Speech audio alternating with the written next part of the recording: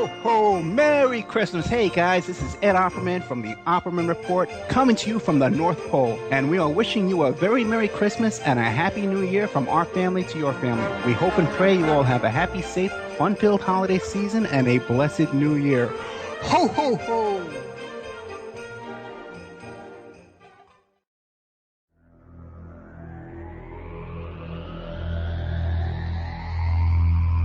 You are listening to WCJV Digital Broadcasting, Youngstown, New York.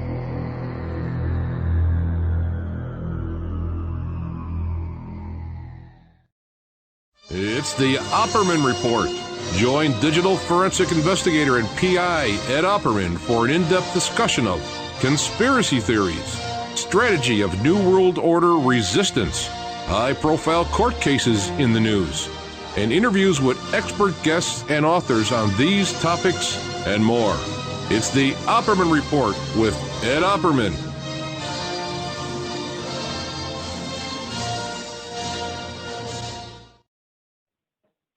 Welcome to the Opperman Report. I am your host, private investigator Ed Opperman, and this show is brought to you by Audible.com. You go to audibletrial.com/Opperman Report.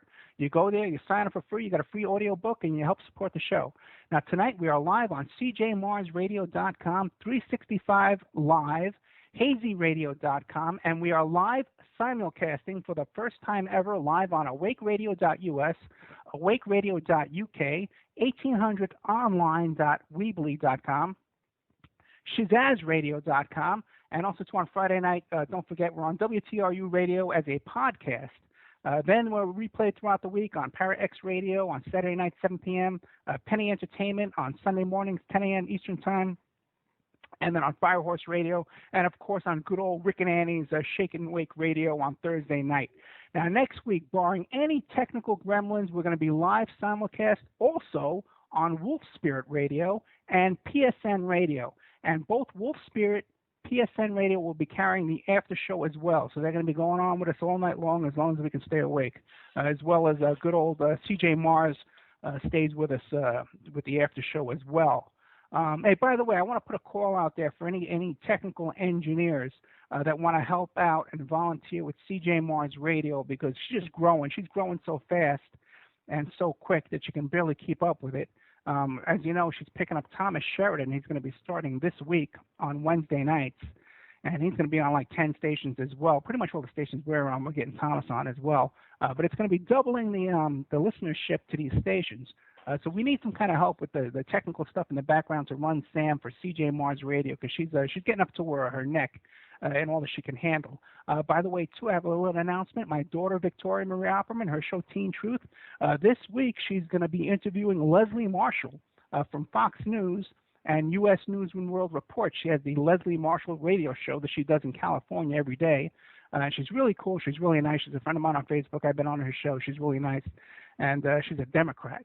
And she's going to be doing an interview on my daughter's show, on Victoria's show. So show up and support that, okay? Now, tonight we have we got a big show tonight, okay? There's big stuff going on tonight. As you know, there's all these demonstrations going on there. We're in the middle of a turning point in this country, I think, where maybe we can actually get a foothold here and leverage this and make a difference going on in this country here, but we have to be careful. Now, tonight we have Captain Ray Lewis, and he's the Philadelphia police captain. You might remember that after he retired, he went to join up with Occupy Wall Street movement, and he's been down there in Ferguson, Missouri, I believe, for 10 days, protesting the Mike Brown murder, and I'm sure he has some stuff to say about what's going on in Staten Island with good old Eric Garner that we actually watched before our eyes, get killed right before our eyes. I tell you what, before we go too far, I got more announcements. Okay, next week, real quick. Next week, we have Catherine McDonald, the wife of Jeffrey McDonald, the Army doctor that was convicted of murdering his family down there in Fort Bragg, North Carolina. That's going to be a big, big show, okay? Because she's going to come on. She's going to tell us about the new evidence and the new information, all that kind of stuff going on in that case. Then after doing our show, she's going to be on the cover of People magazine, like a week later. Then she's coming back. She's coming back in January, and I'm going to be talking to Jeffrey McDonald from prison. I'm going to be in prison. He's in prison. I'm going to be out. I'm going to be talking to him on the payphone in prison, and I'm going to be interviewing him, recording it, and I'm going to put together a big show with that. So this whole Jeffrey McDonald murder case. We're going to be working on that for the next couple of months, and that's going to be a big deal. Okay, it's going to be a lot of attention to our network and our station and our different affiliates and stuff. Then after that, what do we got going on after that? I know we have something big coming up. Well, I don't have it here in my notes, so we'll get started with our guest tonight. We're very lucky to get Captain Ray Lewis. Captain, are you there? Absolutely, Ed. It's a pleasure to be on your show. Thank you, sir. Thank you so much for coming on, because it's great to get your perspective on these events of the past couple of weeks. So why don't you tell us about yourself and your career as a police officer there in Philadelphia? Because I know it's no easy feat to become a captain and to retire as a captain. So tell us about your career. Well, I had a 24-year career. The first 10 years were in the belly of the beast. Your basic ghetto in any major city, New York City, Miami, Chicago, Detroit. Almost every big city has their belly of the beast.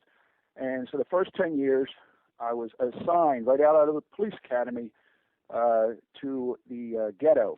And I spent 10 years as a patrol officer. A patrol officer is the one who drives around in a patrol car or can also walk a beat. But they are the ones that deal with your majority of crime. After 10 years, I made sergeant, and when I went before the transfer review board, they looked at all of my papers from my personnel file, and they said, where's your transfer list? And I said, I have no transfer list. And they looked at me really quizzical, like, what do you mean you don't have a transfer list? Anybody who serves in the ghetto after 1 year, they're putting out all kind of transfer requests to get into all different type of units, to go to nicer districts. And I said, I understand that, but I'm perfectly happy addressing the needs of the people in this community. And they thought very highly of that. They thought, this is extremely unusual. We're going to reward this officer. Since he's making sergeant, we're going to put him in the most affluent area of Philadelphia, the district called the 7th District. And so they put me up there. And they were the 4 most least rewarding years of my career. I was not needed up there. I was needed in the ghetto. So when I made lieutenant, I requested to go back to the ghetto. And then when I made captain, I also wanted to be in the ghetto, because that's where you have the most profound effect in helping people's lives. And I was a sergeant for 4 years. I then was a lieutenant for 4 years and a captain for 5. Okay, that's cool. Now, you're a white guy, right?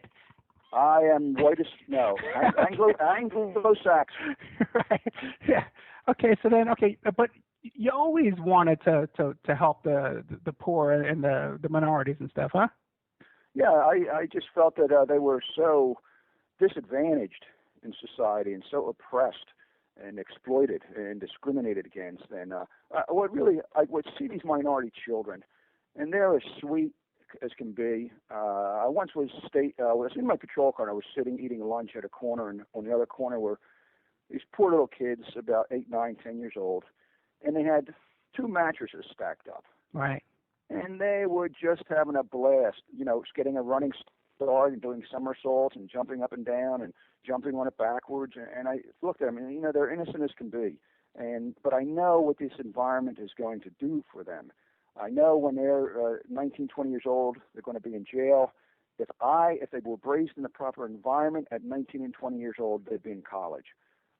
There's no doubt that the environment has a huge impression. I mean, you just can't get away from the environment. Now, some people do, don't get me wrong, but the effect is so strong, it's difficult to overcome. Well, that was me. I grew up in the Bronx, and that was us, man, with the 2 mattresses jumping out. You got to. Everyone chipped in. The whole block chipped in. We got one Spalding baseball, to throw against the wall. Yeah, and then you lost it by the end of the day. You didn't have to worry about, who was taking it home. But yeah, that's how I grew up, man. Yeah, but you grew up like that, white. There's the basic difference. True, but I was in the South Bronx in an all-black neighborhood and Spanish. Tough times, Okay, great. Now, so then what happened? Then you retired, and I always wanted to get the most out of life, I don't believe in an afterlife. I don't believe in floating on clouds or listening to harp music. That doesn't even appeal to me, by the way. So I wanted to fit the most into this life that I possibly could. Subsequently, I knew I could retire early. I chose not to have children. I also realized that if I was rather thrifty with my money, invested wisely, and not having the expense of children, and I could retire early and have a second life packed into one. And that was at 51 years old. I was able to retire, and I headed up to the Catskill Mountains in upstate New York. And I bought an old farm, a couple hundred acres of land, and I had my own utopia. I lived a very Walden-esque lifestyle. I was growing organic food. I was harvesting trees from my woodland for heat in the winter, really back to earth lifestyle. And two things happened to me, Ed.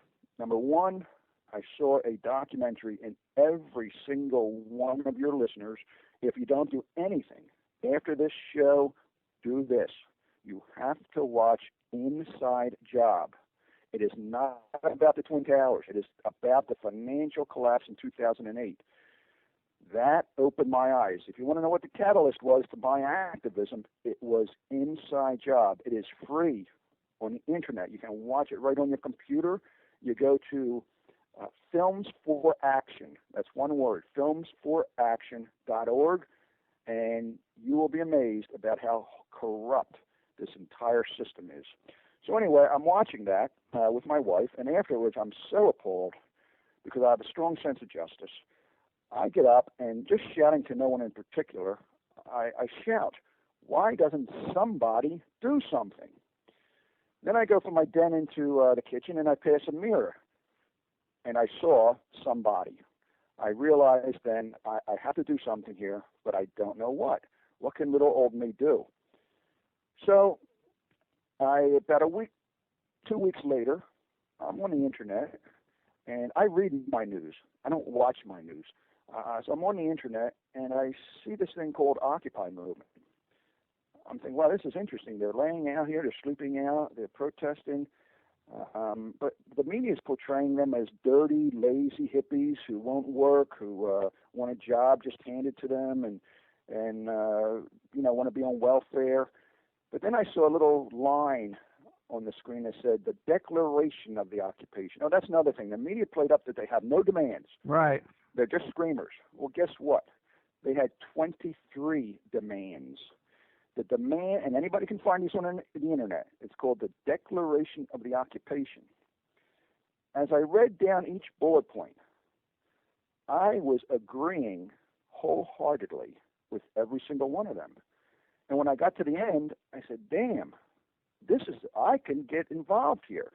They were the majority of the bullet points were condemning corporations, corporate America, and some law enforcement, the judicial system, and everything. But it was corporations that are behind everything else, everything wrong in this country.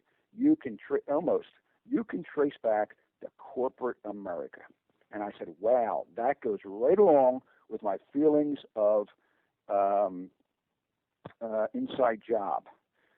Now I knew what I could do. I could go down there, and what really motivated me then, though, is I won't be another person. I have the uniform. The uniform I knew they could not tell me to get a bath. They could not tell me to get a job. Right. They could not tell me I wanted to get on welfare. And now I was a representative, one of thousands, of the Occupy movement. I can't tell you the overwhelming support and praise and love that I got from these people down there. They were so appreciative. And what they said over and over again is, Captain Lewis, you gave us credibility.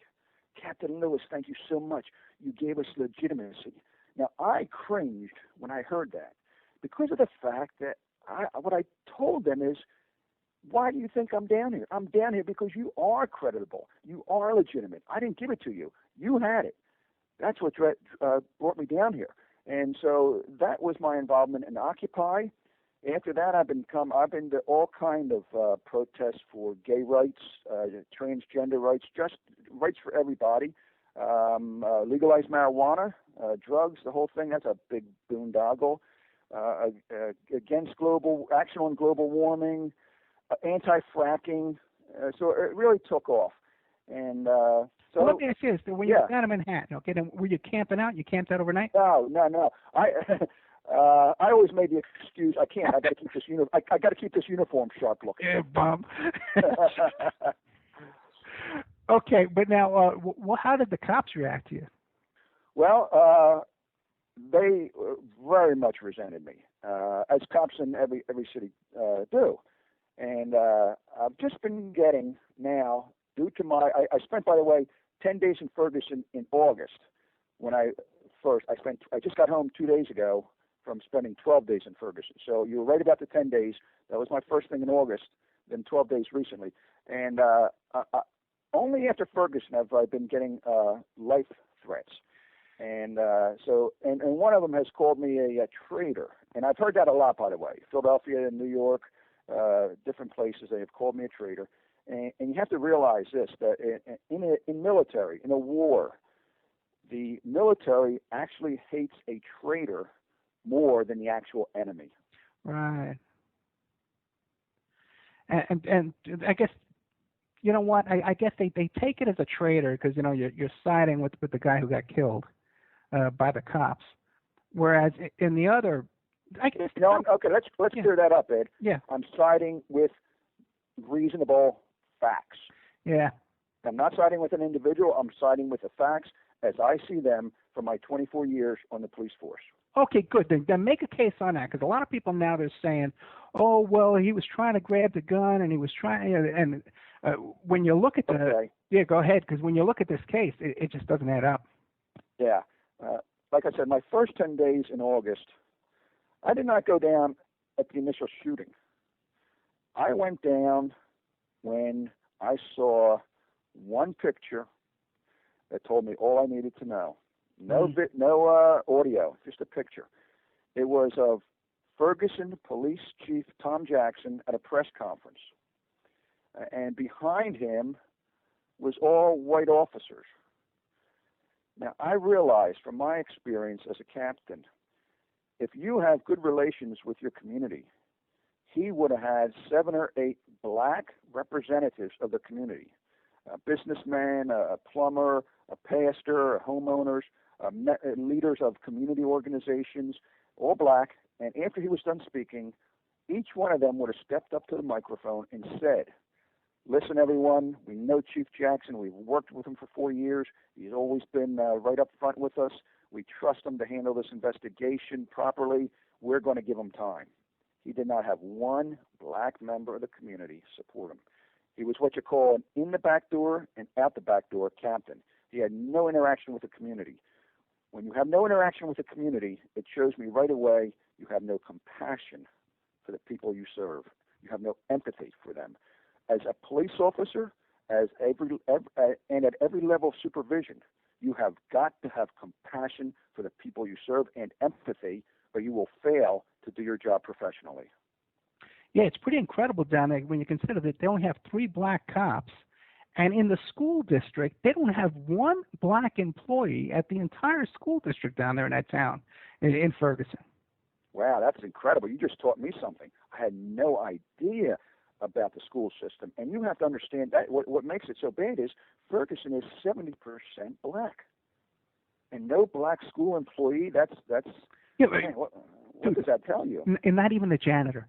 You know what I mean? Incredible. Yeah. Janitor, man. Yeah. But what do the kids growing up in that school think, man? You know, they think, you know, we're on the outs. Everyone in power is white, and we're on the outs.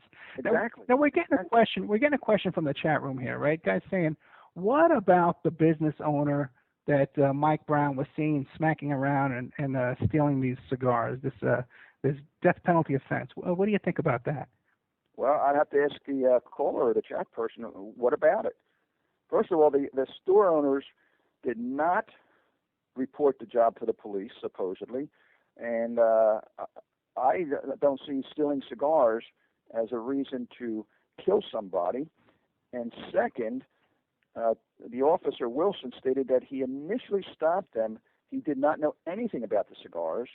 but he stopped them for walking in the street. Now, two things here. Number one, I was told, I never verify it, so we have to take it with a grain of salt. Okay. I was told that in Ferguson, there is no law or statute or regulation banning walking in the street like they were. Okay, so if that's true, he definitely did have a right to stop. Second, you have to realize all of this, all the killing, the rioting, the burning, where did it all start? It all started with an officer approaching two black men because they were walking in the street. That was the catalyst to all. That situation of two black men walking in the street should never, ever result in what happened. I'll tell you what happened in my 24 years of professionalism working in the ghetto. Most probably it goes like this. When Officer Wilson drove up right next to them, I can almost assure you that he did not say, "Gentlemen, for your own safety, will you please move up on the sidewalk?" More likely, he said, "You, get your effing asses up on the sidewalk." Now, Michael Brown Jr., being so fed up all of his life, being disrespected by the police, being stopped and frisked, being patted down, being, questioned about all types of different things for no reason, he was fed up with that, and he could possibly believe, shouted back at the officer, "Well, screw you." And whoa, once that happens, the white police officer or a black police officer, all hell's going to break out when you say, "Oh, screw you." It should not with a professional officer. Professional officers should realize that the individual has a constitutional right to say that, first of all, and it may be very disrespectful. But if he spits on you or grabs you, then that's different. That's assault, even spitting on you. But he can say that. And now, if he continues to yell and scream, and people start looking and people start gathering around, then he can be arrested for disorderly conduct. However, though, just that one sentence, he cannot be arrested. The officer should have been professional and just drove off. The fact that he got involved in that shows he was not acting properly. Darren Wilson also came from a police department that was disbanded due to the fact of rampant racism among the officers. Now, I don't know what kind of record he had there, but I have never heard of the police department, and it wasn't too big, obviously, but I have never heard of a police department totally disbanded. Yeah, I know.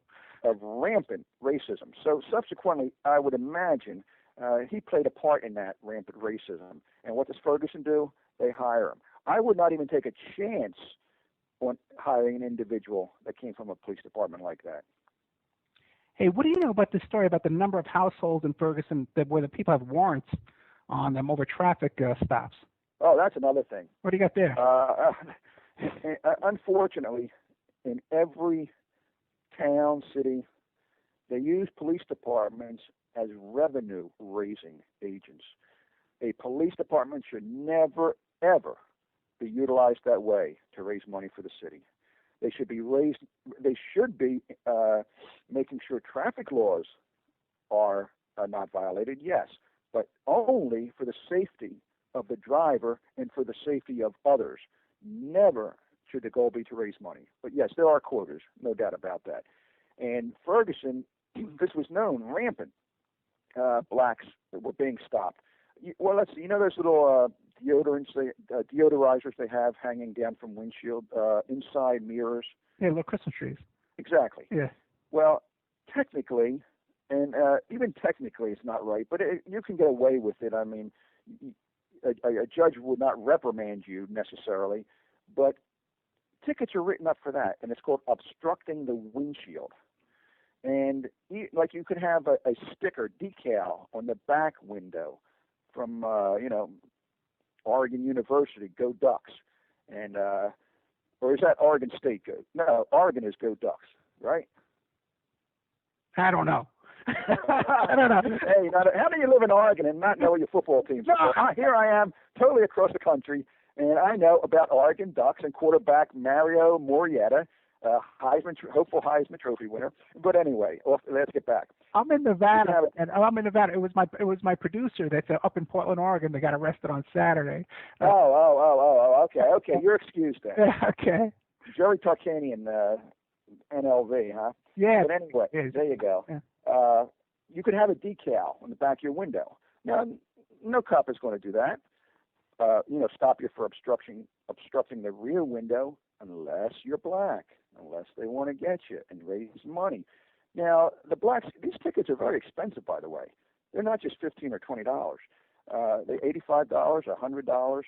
Now, the blacks are working jobs that pay minimum wage due to corporate America, due to selfish billionaires who won't pay them a penny above minimum wage.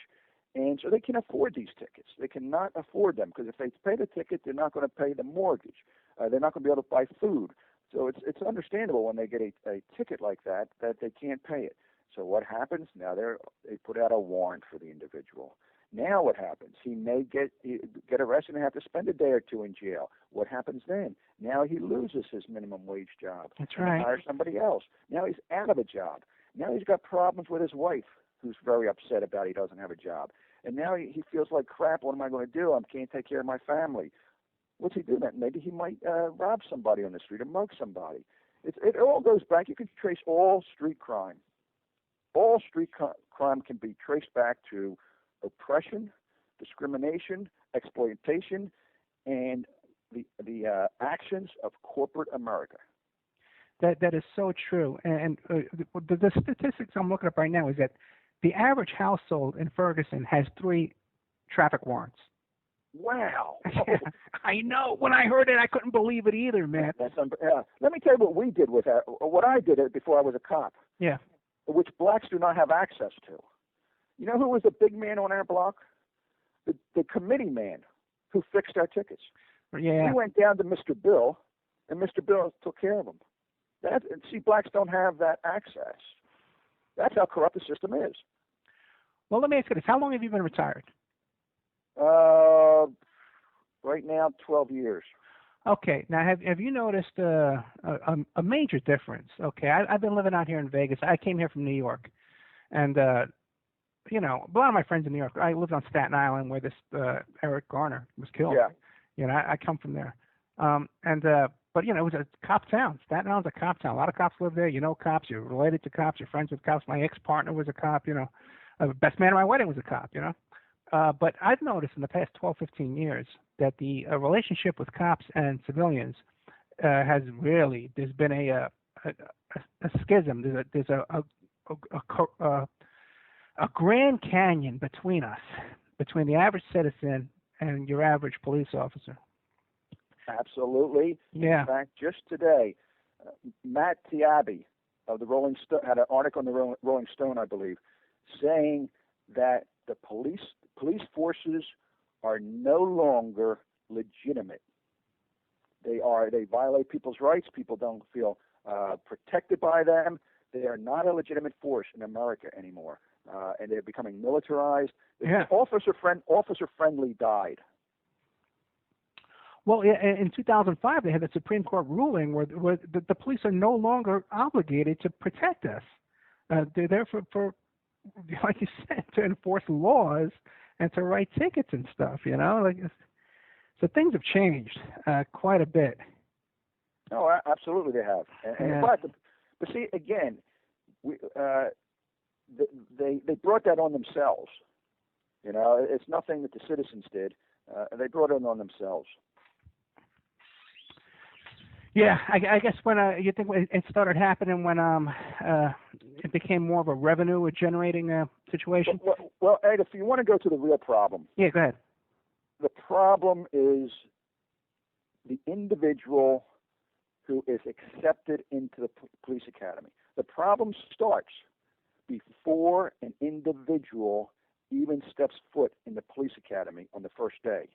The problem starts when they decide to hire an individual and they send him a letter saying report to the police academy. Here's the situation. I would say about 20% of people that apply for the police are looking just for a decent job. They want a steady paycheck, health care, enough money to have live in a modest but comfortable home, and so a pension to take care of them. Nobody joins the police force to become rich, but a lot of people are satisfied with a modest job because it will take care of their needs. Almost 60%, I would say, love the power and the authority and the women and all the other things that you see on TV, the excitement there. And they also have, a lot of them have a strong, the 60% have a strong power trip. Yeah. They love authority. Now, the last 20% are people who actually join to help people, contribute, make their own life meaningful, and know that they're committed to helping those less fortunate. The 60%, you don't hire them to begin with. You have the most known personality test in the world. It's called the Minnesota Multiphasic Personality Inventory Test. What this test does, it does not measure intelligence at all. It just measures different personality traits. When you give this test and you get the results, instead of those that come off as powerful, strong individuals, which you think, well, that would be a perfect cop, Superman, strong, powerful, authoritative. No. You want to hire people who score high in compassion and empathy. Those are the things that you want to hire. And you don't have to be extreme with that. You don't have to say, well, they have to be extremely compassionate. But that's the core type of person you want, who does show compassion and empathy. You do not want the person who shows a strong desire for power and authority. And because what that happens is that power and authority, it drives an individual to, I want to be sergeant. That's just not enough power and authority. I can have more power and authority. I want to be lieutenant. Yeah, still I know I can get more power. I want to be captain. I can still get more power. I want to be a police commissioner. And that's what you have. That's why all these white shirts who are supposed to be supervising the officers to behave professionally are nothing but power freaks too often. And so you have to start at the very beginning, weed out on that test, MPPI, weed out those individuals that score high on authority and power, and start sending into the police academy those that score high on compassion and empathy. Okay, but isn't that a very expensive test to give? No, it's 100 questions. Okay, but 100 questions. Well, let me be real. Now I'm stretching this here. Okay, this is not an actual question, but to measure personality. Let's say they would say you have a totally free Saturday afternoon. Would you rather work on a Mustang 8-cylinder 250 cubic inch engine, or would you rather go into the woods and identify wild birds with binoculars? Okay, that is a distinct question that's going to say something about an individual. Now, of course, they don't go by that one question, but in answering 100 questions, they do get a sense of your personality type. And then these results, by the way, are further interpreted by a psychologist. You have to go to see a department psychologist, and they then talk to you more and get more from you about the way you answered those questions on that test, and then the psychologist makes the final decision to accept you or deny you. Yeah, I'm familiar with the test. Yeah. Oh, okay. Yeah. I just think that it would cost a fortune, though, because I remember, like in Staten Island, when I took a police test, I think it was like 1979, 1980, and we did it down at Tottenville High School. There must have been 2,000 to 3,000 people taking that test that day. Yes, there are. Oh, yeah. Thousands. Yeah, absolutely. Yeah. I was in a line of 8,000. Oh, wow. Okay, yeah. So there you go, man. Okay, listen, we're coming up to a break. We got to take a nice little 4-minute break here. We're with Captain Ray Lewis, former Philadelphia police captain who retired. He was living up on a farm, happy up in the Adirondacks up there, living happy as a clam with his sheep and his goats and stuff. And next thing you know, man, he saw some film. He realized that there was a severe economic injustice in his country. He got on his bike. He went down to Occupy Wall Street, and he's been an activist, I guess, full-time pretty much ever since. Yes, full-time. I am full-time on the my iPad, getting back to people. People want to interview me like yourself. There's talk of a documentary there you go. That I'd be part of. And a lot of people have radio shows now, and they're just everybody's calling me, asking me questions on my iPad, on my I have 2 Facebook pages, so it's an all-time job now. And what's I know you're involved in one of those. You have a link to an Occupy website as well? Not an Occupy website. I just deal with my own 2 websites. I mean, I go to different websites, but I don't have a link to them. Okay.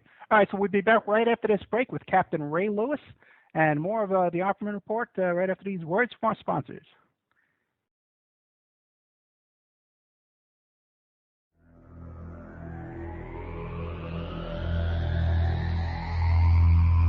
You are listening to WCJV Digital Broadcasting, Youngstown, New York.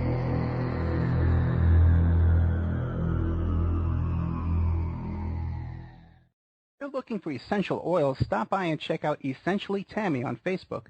She is Young Living Essential Oils Independent Distributor. These 100% therapeutic-grade oils help support the body's natural functions. You can click on her website posted on Essentially Tammy, that's T-A-M-I, to see the current deals and check out the benefits of oils such as frankincense, joy, valor, lemon, thieves, panaway, and many more. Email Jocotami, that's Jocatami @yahoo.com, or call 352-239-8546. That's 352-239-8546. Hey, don't forget good old Amanda at Pacific West Bamboo.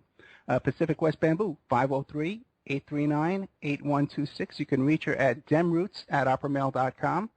Pacific West Bamboo, your #1 source for timber, construction, and craft-grade bamboo poles, plants, products, and more. They specialize in eco-friendly reclaimed wood products for the home and garden. They're located in Portland, Oregon, servicing the Northwest for over 10 years. They can be reached at 503-839-8126. That's 503-839-8126. Her Facebook page is Pacific West Bamboo. They can and do ship nationwide, and they're currently getting a new line of bamboo flooring, veneers, and laminates made from Guadawa bamboo, one of the world's strongest bamboos, grown and produced and manufactured in Central America using only economically and environmentally friendly practices and standards. Good old Mike Ray at infinityhomeplans.com. Check out Infinity Home Plans and Design Services, your resource for 3D and 2D draftsman services. They offer a multitude of products, including stock home plans, 2D digital drawings, 3D models, renderings, and more. That's infinityhomeplans.com. Hey, don't forget emailrevealer.com. That's my website, emailrevealer.com. And we offer all different kinds of services. Current place of employment locate. Let's say you're trying to locate where your ex-husband or your ex-wife is working so you can collect on child support. You contact us, we can locate their place of employment for you and help you collect on that child support. Let's say you think that your husband or your wife is cheating on you. Give us their email address and we can trace it back to online dating websites and dating services. So we have a multitude of services on emailrevealer.com. Hey, don't forget the New World Mexican Women. Okay, now just Google New World Mexican Women. You can find their book where they first describe their love letters to their men and their sons and their uncles and their brothers who have traveled from South America to North America to work as migrant workers. But the women down in this town there in Guerrero, Mexico, they want their men to come back. So they've written these beautiful love letters, and they've put them all in this beautiful coffee table book. First, the letters are written in Spanish, handwritten. You can see pictures of the people writing the books. And then it comes on after that, and it's typewritten in English. And then also, too, the second half of the book is teaching you how to make authentic Mexican jewelry from these New World Mexican women. You can find their book on lulu.com. It's only $19, or you can download the digital edition for free. That's New World Mexican Women, and it's a 2-part book where first part is the love letters, and the second part is the making the handmade jewelry, the authentic Mexican jewelry. But you can also contact them too as well if you want to get a deal on wholesale jewelry from Mexico from these women.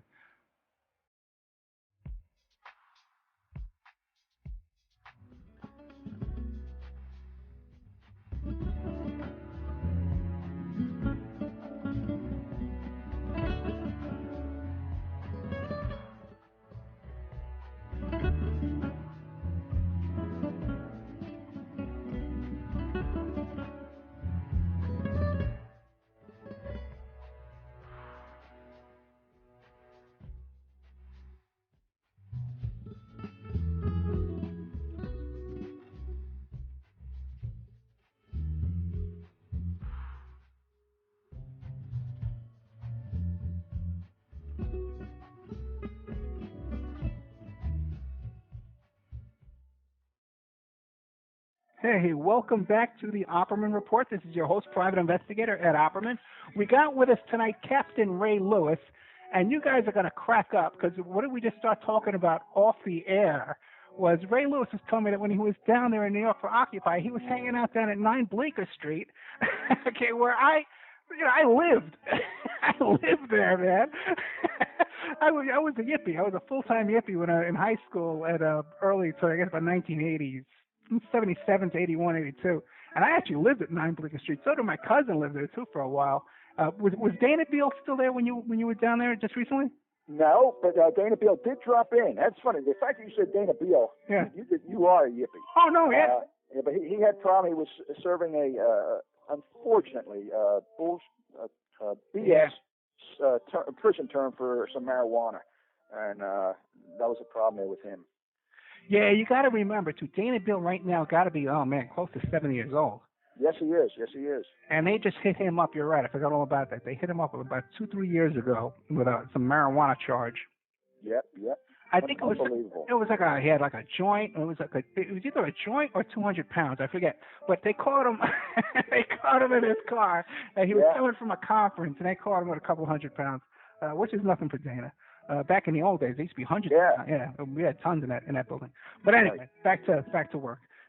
Okay, I can't believe it, man. I tell you, you're a real comrade there, my friend. Yeah, I loved it. I loved it there. Yeah, I even slept over a couple nights there.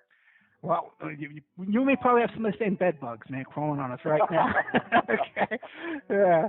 So now, when you were down in Ferguson, right? And let's get into this, because everyone talks about, not now, forget it. When you talk Ferguson, all you hear about is the riots. Oh, the riots. Yeah. Now, what I saw is when they made the announcement, what I saw was they cut to Barack Obama making a speech at the White House, and the split screen was suddenly police attacking the demonstrators. Can you tell me what happened? Well, let me start off with this. I go down. Well, I'll tell you. I'll get right to your question. What happened there is the people were outraged. Yeah. Totally outraged, and they were in the street, and they were shouting, and the officers, instead of allowing them to just continue to shout and vent their frustration, they gave an order to clear the street, that they were disorderly and they could not be in the street. You don't do that. Even if they are breaking the law by standing in the street, you just use your common sense. You know if you're going to try to physically remove them and disperse them, there's going to be confrontation. I just can't tell you how much common sense it is in the police force. You don't have to enforce every single law all the time. For instance, cops see people going through red lights or stop signs. They don't give them a ticket all the time. Sometimes they don't even go after them if there's something of higher priority, or if it's let's say they'd have to have a high-speed chase to catch up to them. They don't do it because they know the repercussions are much greater, could be much greater than the actual crime. So you don't have to make people get out of the street, no matter how disorderly they are being verbally. Verbal disorder has to be expected and accepted in such a situation. And so you precipitate the rioting if you try to disperse. So now, I'm not saying, don't get me wrong though, Ed. I'm not saying if they didn't do that the rioting still would not have happened. not by any means. But if it does happen, you don't want the police to be contributing to it. Well, don't you think, though, that everything down there in Ferguson got off to the wrong foot? Like right away, the first 4 hours, when they had Mike Brown lying there in the street, those were his neighbors, those were his friends, those people knew him. Yeah, I never heard of such a thing in my 24 years, and I was on a lot of crime scenes when a person is shot and killed. I was on plenty of them. And first of all,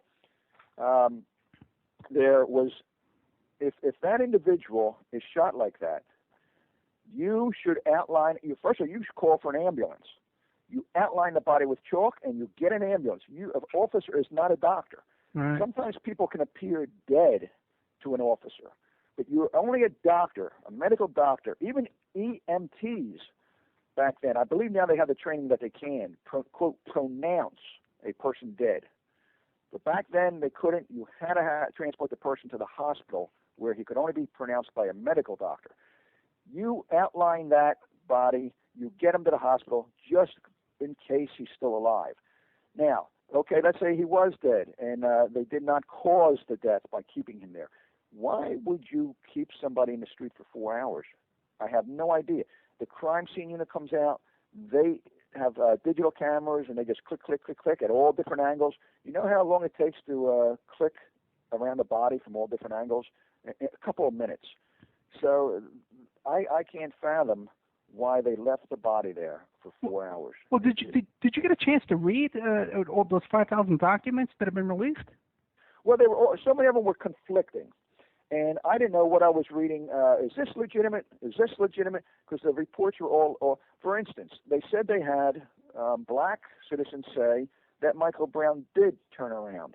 And yet I saw a very valid, to me, piece of evidence that Michael Brown did have his hands up.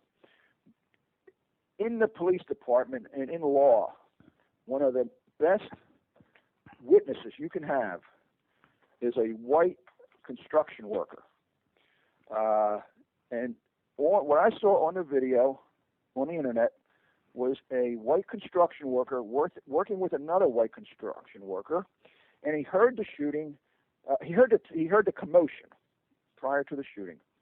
So he turns around and looks, and then the video shows this white man putting his hands up and shouting to his partner.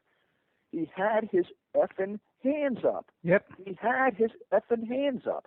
And the construction worker put his hands up to, resemble Michael Brown's hands up. I saw and that, to me, was extremely important evidence. Now, the other thing I know, and this came out later, but I read where Officer Wilson stated that Michael Brown turned around and came at him with his hand in his waistband. Did you hear that one? Yeah. Now here, let me tell you this. That hand in the waistband is the universal excuse used by cops to justify an unjustified shooting. Every time there's an unjustified shooting, the cop will say, well, I saw him put his hand in the waistband. And you can't disprove that, you see. There's no way, unless you have a video of the individual turning around with his hands up, then you can't dispute the officer's statement. But you can decide on whether the cop's statement of he had his hands in his waistband and was charging me, you can decide whether or not that is reasonable to believe. And all law is based on reasonableness. Now let's see if Michael Brown turning around, going after the officer with his hand in his waistband to make believe he had a gun is reasonable to believe. Michael Brown did know that the officer had a very powerful handgun and had already fired at him. Now, Michael Brown also knows he does not have a gun.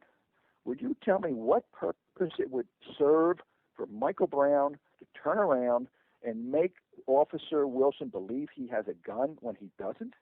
He's only asking for more bullets to be flying his way, and he has nothing to shoot back with. That is not a story reasonable to believe at all. And so I get evidence coming out like that, and it just makes me realize that this was it was a fraudulent investigation. And the reason when Chief Jackson did not come out quickly with information to the community, that always signals one thing. It says we don't have our story straight here. This is going to get a lot of attention. We have to make sure we get our T's crossed, our I's dotted before we come out with any information. If you just describe the scene as you know it, you don't have to take days and days and days before you come out with a press conference. I hear you, and I totally agree with you, Now, so then, right off the bat, these cops were afraid of the neighborhood and the people of the city, because right away they went and got these tanks and machine guns and body armor for pretty mediocre type vigils. As a matter of fact, the first couple of protests were prayer vigils, and the cops showed up with dogs and were taunting them, saying, "Bring it on, bring it on." What did you witness when you were there? Well, what I witnessed, military equipment going down the West Florissant Avenue. And I had never seen this. I was told of it, that they're there and that they're in other police departments. But you could be told it, but you have to see it to get the chills up your spine. I was standing there with many other peaceful protesters, and I saw this machinery come down. And I'm telling you, it was an unreal experience. I thought, where am I? Iraq? Afghanistan? This is America. And it really sent a chill. And all the other people felt even worse than me, because basically I know, hey, I'm not staying here. I don't have to live here. They knew we do have to stay here. We are going to be victims of this militarization. And so I can't imagine how they felt. Now, what do you think about provocateurs causing these fires? Provocateurs, the very best, easiest, cheapest way to destroy a movement. You can have, it can be done either two ways, and it is done both ways. A police commander calls in a undercover narcotics agent, scraggly beard, long-haired, and he says, Joe, you're going to do something different today. Forget the narcotics investigation. Here's a flag and a cigarette lighter. Go down to Zuccotti Park, set it on fire, make sure you're in front of the media.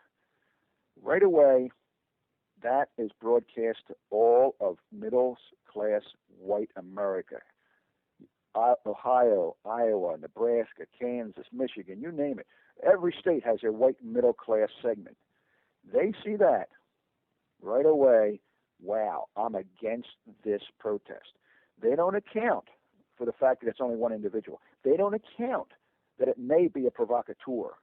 They only see what is going on there. They think it's disgusting. By the way, if they really knew American history, they would applaud the burning of the flag. And that's a strong statement, but if you don't agree, you don't know American history. But anyway, so that's a brilliant way to destroy a movement. The other way, corporate America will do. Corporate America calls in one of their employees and says, here, I want you to do this, and when you come back, we'll have a $1,000 bonus for you. And it's only going to take about 10 minutes of your time. And they tell them, and you're going to get in trouble, but we'll get you out of jail. You're only being there a couple hours, and we'll pay any fine. He says, go down and pee on a police vehicle, but make sure you do one where the cameras are. In fact, tell the cameras that you're going to be peeing on this police car. They do that. That video gets sent all around the country to white America. Right away, they think, how dare he? What a movement that they would pee on a police car. By the way, white America love their police. Yeah. They love their police. And if you pee on one of their cars, you and the entire movement are wrong. Forget what the movement is about. Forget this is the only guy that's peeing on the car. Forget the fact that even if he was not a provocateur, it's one person. Now, the other way you can really, this is not being a provocateur, but it's still a way you can destroy a movement very easily. I had never seen it before. It is a brilliant way to do it. Brilliant in an evil way. I saw while I was protesting in Zuccotti Park, which I did almost for a year. Not me only, by the way. I had hundreds of others with me. The police would come up to the protest, And the protest, there's a lot of people scattered around. The protest can go 3, 4, 5 lines deep sometimes. The front lines, some people are chanting and yelling. Other people are just quiet. Some people are holding signs. Others are not. Some people are just standing there, increasing the mass of protesters, which is important. The police officers would just go into the crowd. People would make way for them, and they would go into the crowd. And what was shocking is they would grab somebody, a nurse, a school teacher, a plumber, just grab them and pull them out and arrest them, take them away in handcuffs. What that did, it sent the message to everyone else who was peaceful there, mothers, fathers, writers, artists, school teachers, like I said, and people that were just there because they supported the movement. They were not anarchists, but they supported the movement. They saw others just as peaceful as them being arrested and taken away. Now, these people then said, wow, even if you're not doing anything illegal, you can still get arrested. I can't come back here anymore. I can't be seen here. And the thing is, most of all Americans, middle-class Americans who supported the movement, they also were raised, like I was raised, and probably you were raised, with the utmost respect for police. So what happens then is the people and the law, and they do not want to get arrested. I know I did not want to get arrested growing up. That was just unheard of. My parents would have never tolerated that. That would have been catastrophic to my parents if I would have got arrested for anything. And people feel that way. Middle white-class America have a great fear of being arrested because of the stigma. Right. Because of the stigma attached. They don't realize it's not that big of a deal to get arrested for being charged with of disorderly conduct or obstructing a highway or obstructing or disobeying a police order. That is not like, you're not going to jail. You're not going to prison. You'll be held in jail until you're processed. But the stigma of being arrested is so strong that it scared off your peaceful, law-abiding citizens. And every movement to be successful needs your white, peaceful, law-abiding citizens to realize what's going on is wrong. We have to get involved. They really neutralized the presence of white middle-class America at Occupy. What about down in Ferguson again? Did you see the video of when one of the fires is being started out in front of the auto zone? You familiar with that? Yes, I sure did. I know exactly what you're talking about. What do you think, man? Okay, go. Well, I rushed to conclusion too fast on that, Ed. I will admit. In fact, I published that on my Facebook site. And boy, oh boy, that's. Before you go on, let's get people to your Facebook site there so people can join up. The best way to find Captain Ray Lewis, one is Captain Ray Lewis, and you could find that. I think that's like his celebrity page or his life page. Yes, that's what that is. That's what it's called. I hate the term. I know. That's what Facebook calls it. The other one is just Ray Lewis, but the best way to find that is by using his Gmail email account, which is Captain Ray Lewis, LEWIS, @gmail.com. And if you put that in the search bar at the top, that'll bring you up to his Facebook page, and that's much easier to find. Hey, but I'm going to have links to both of them on the blog, the Opperman Report blog, before the show's over. Okay, so tell us. Back to the. Did you call it a station wagon? No, I said it was the auto zone, and it looked like the cops had started that fire. Yeah. Well, some kind of military cop combination there. Yeah. But here's what happened. So I saw that, and I replayed it about a dozen times to make sure that I was right in what I was seeing, and because I don't want to post anything on my Facebook page if it's not true. But after I look at it so often, I said, "Damn!" And they even had two other military or cops there that as soon as that flared up, they turned around and they looked because I'm thinking of the noise, the bang bomb, smoke bomb or whatever going off, and the igniter. So I posted it, but then somebody sent me a picture of the next day of an aerial shot of this. It was an El Camino, of the same El Camino with a red tarp in the back. And the building, the auto zone, was completely burned down. There was nothing but ashes there. But this El Camino with the red tarp was still there. Okay. Now, if that was a fire being started, the El Camino would never have still, it would have been burnt up. It would have been a burnt hulk there. What this individual told me was it was a red tarp that the officer brought up, lifted up to see what was underneath, and that his flashlight on the red tarp is what made it appear like a fire. And when he pulled his hand in to grab the red tarp up is when the supposed fire started. So you thought he put something in there that ignited a fire, whereas really he was pulling up the red tarp. Now, I did not fully, that was a reasonable thing to believe.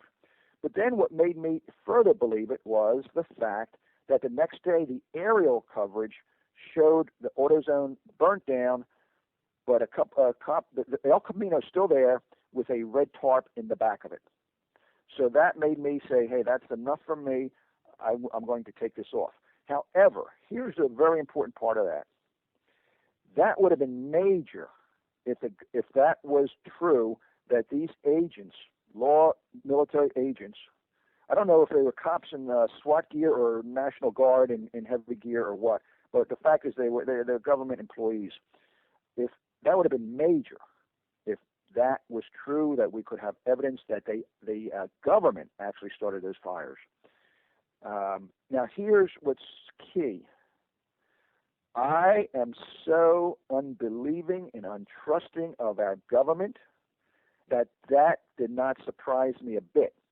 And that's the key here. Right. Isn't it a sad, sad commentary that I had and other people, me and a lot of other people, had no trouble, unbelievably, could believe that our own government started that fire. Yes, we could. And that says a lot. I totally agree with you. Again, okay, and we're going to take another break here. We'll take a nice little commercial break here. It's a 4-minute break. We're with Captain Ray Lewis. He's got a Captain Ray Lewis Facebook page and another Ray Lewis Facebook page that you can find by going to captainraylewis@gmail.com. Philadelphia police captain, 25 years or 24 years, I think it was. And now he's a full-time activist and a protester. We even slept in the same same flop house. Me and Captain Ray Lewis. And we'll be right back after these messages from our sponsors. Thank you very much, guys. Welcome back to the Opperman Report. I'm your host, Private Investigator Ed Opperman. Don't forget, the show is brought to you by Audible.com. You go to audibletrial.com/Opperman Report. You go there, you sign up for free. You get a free audio book. You can get a bunch of free audio books. It's free for the whole first month. So get in there and get some free stuff. We're here tonight with Captain Ray Lewis, who's a really cool guy. I mean, I think we're having more fun off the air than we are. We're laughing more off the air than we are on the air. But we were talking about a lot of stuff off the air just now. What about these Walmart protests? Did you get involved in any of that? Because I see that as a huge threat, Walmart. Yes, I did get involved with that.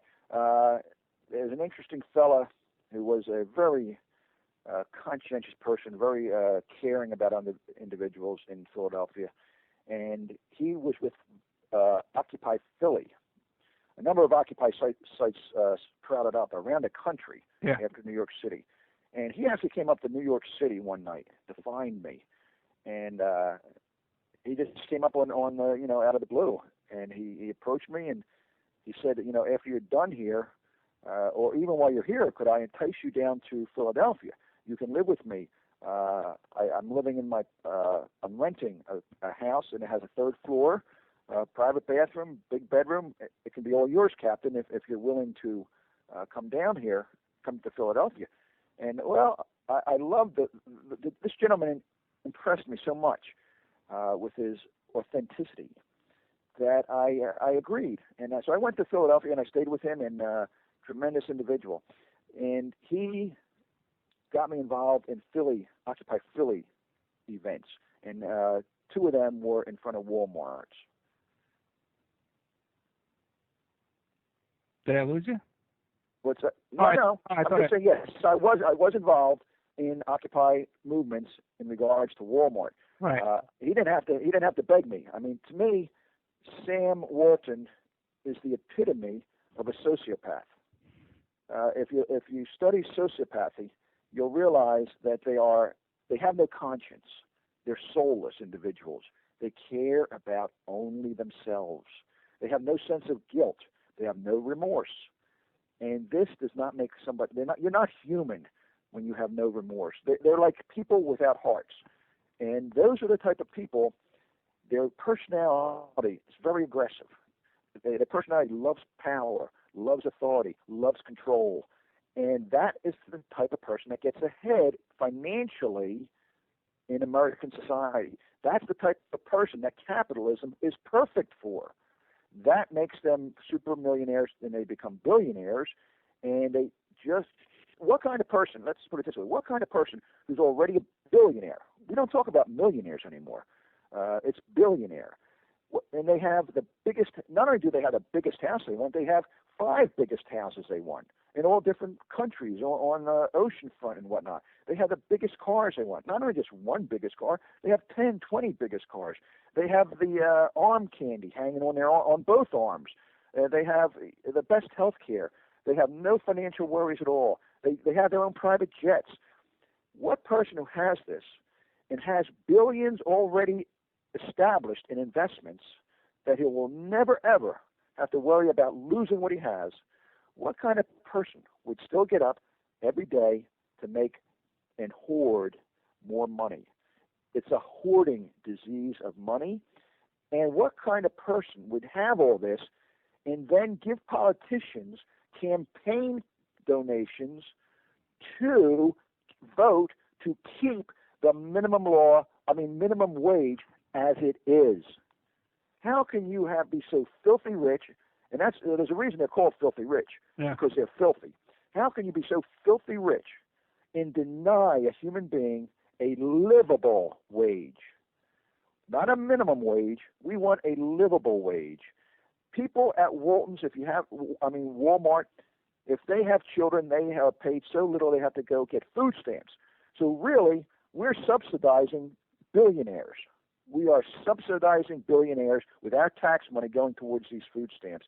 And so the system is set up for aggressive people to become wealthy, and aggressive people are a certain type that they are not concerned about others. People that are concerned about others are satisfied with taking a Saturday walk in the woods, where the aggressive person walk in the woods. Why waste time when I could be making money? I have to do something Saturday afternoon to be making money. And so they get money. That buys them the power. They go up the ladder, and now they're in positions of control because they control politicians. They control politicians through their contributions. More than anything else, a politician wants to remain in power. His power, quote. It's really not his power. It's the corporate power. Politicians are nothing but puppets for the corporations behind them. And therefore, politicians will do anything the corporations want because they do not want to turn them off and lose their contributions. Not will they only lose their contributions, those contributions now could go to their opponent to ensure the victory of their opponent. What I'm most frightened about the Walmart and the Walton family, these 6 members of the Walton family that never worked a day in their life. Right. And never created a single job in their life either. And actually have killed people. Alice Walton killed people, a drunk driving wreck, killed somebody, didn't even get a ticket over it. Isn't that something? It is something. But Money talks. Yeah. Money talks. And they've got over 40% of this country's assets. They have 40% of all the money in this country. 6 people equal 175 million people as far as assets. Yeah. Now, just a couple of years ago, it was 30%. Now it's like 42, 43%. So it's not like, hey, things are going to start evening out if we don't stop that. It's worse. Yeah, we got to stop this, man. Yeah. But now let me ask you, Captain. Now, do you still go shopping at Walmart? Unfortunately, I'll be honest, and I have to. So do I. They put out in our town. It was before I got here. People tell me all the time, you could go on the main street and you could do all of your shopping right there because of all the nice little stores. You knew the owners of the store. If you didn't have enough money, you forgot your wallet that day, don't worry about it. Take what you want, come back another day. And there was a strong sense of community. It's sad to walk down my main street now. In fact, when I first got here, My wife and I were so happy. There was actual 5 and 10 left. 5 and 10 got their name because you could buy things for a nickel and a dime. Oh, yeah. There was still a 5 and 10. But, so anyway, I said, we got to go in. And we went in, but then I noticed something that was very, very upsetting. The one lady we saw buying was just a little thimble of thread, sewing thread, 39 cents. Another guy bought a pack of nails, $2.29. My wife and I knew this place was going out of business. Well, about 6 months later, they were closed because people go up to Walmart. So yes, I have shopped at Walmart because they have put out all the little stores that I would love to shop at out of business, and that was their plan. That was their plan.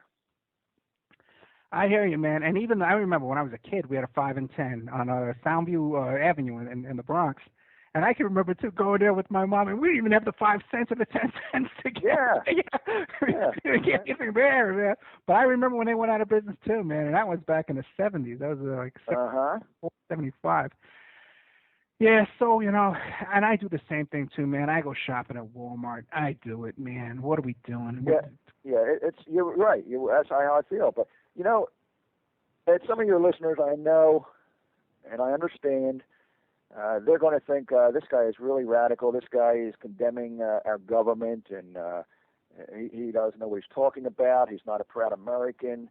I'm going to ask every one of the listeners who disagrees with me only to do one thing. I'm going to ask them to watch the documentary Inside Job. It's available on the internet at filmsforaction.org, and this is the one I mentioned earlier, and that after that, then, only then, make their judgment of me. And I'll tell you a little story quick about this. When I was down in Zuccotti, a retired fireman came up to me, and cops and firemen have a lot in common because we're always at the same jobs. We're always, talking. We always watch out for each other. And so anyway, he told me that I was wrong in protesting against the government, that the government wasn't this, they were not in collusion with the corporations, that they were independent, and that I was wrong. He said, you are wrong what you're doing. He's been breathing to smoke, man. Yes. But anyway, this fireman, I told this fireman, okay, just do one thing for me. Watch Inside Job. That's all I'm asking you to do. And he said, all right, I can do that. And although we strongly disagreed, we both were respectful. I respected him and his opinion, and he fully respected mine. There was no name calling like other people called me. So it was really a beautiful thing for two people to totally disagree on something. Yet there was a bond there that, hey, I know if he needed help, he knew if he needed help, I'd be the first one there to help him. And I know if I needed help, he'd still be the first one there to help me. So there was still that bond of humanity. So anyway, a couple of weeks go by, and I think this is the same guy walking towards me, but he looks very solemn. And he comes walking further to me. I said, wow, this is that fireman. And all he did, Ed, was he reached out his hand, we shook hands, and he said, I'm sorry. I just never knew. And then he walked away. And so, see, watching that one documentary made him realize how corrupt this government is. And I tell people, don't watch your news. Read or listen to your news on the radio, but don't watch it. Don't watch Fox. Don't watch ABC. Don't watch NBC. Another facet about watching TV, when I was down Ferguson, all the major media, they have what they call their little camps. With their white tents up, tarps, and then underneath that they have their cameras and their bright lights and the guy with the microphone. And so if it starts to drizzle or whatnot, they're protected. And they bring people in and they interview them. And they'll bring people in right off the street, residents of Ferguson. And then, of course, they edit it. They get rid of the interviews they don't think are that interesting, but then they put on the people that they do think might be a little interesting. Well, I always stand near the media whenever I'm around, simply for safety. If I start to get attacked by a an a police officer, or someone in the crowd, someone who just thinks I'm wrong in what I'm doing, I have to be very careful. So I stand in front of the media. I feel two things. Number one, I accomplish by that. I reduce my chance of being attacked. And second, if I am attacked, it can be recorded. So anyway, I'm hanging around these news organizations, and people come up to me and said, "Have you been interviewed, Captain Lewis? Have you been interviewed?" And I said, "No, I haven't." And they look at me puzzled. Like, wait a minute, they're calling this person in, they call that person in, but not you? I don't understand it. And I said, well, I understand it fully. I know why they're not interviewing me. They're not interviewing me because they do not want, the owners, not the people on the street interviewing, the owners of this major media have got the message down to producers. Producers know what the owners of this media want and don't want. The producers know these super billionaires that own these companies do not want a white police captain saying that the problems you're seeing in Ferguson and all around the country are due to corporate America. That's the last thing they want white America to see, because white America loves their police, as I've said before. And if they see all these black people going on, and if the the cameraman just films rioting, looting, fires, but if they see a white police captain in uniform trying to explain what's going on, white America may think, oh, wait a minute, let me hear what this guy has to say, because they respect police so much. One of the black individuals there, a young man, when some blacks heard this, they actually went up to several different news organizations and said, we want Captain Lewis interviewed. We want him interviewed. And then one young black man shouted, yes, we want the whole world to know about Captain Lewis here. That's how legitimate they feel that I could help make their concerns. And the news media said, well, he's not on our list. Guess what? None of those other people were on their list that they grabbed out of the crowd either. And this was it was 10 days in August. None of them were touched me.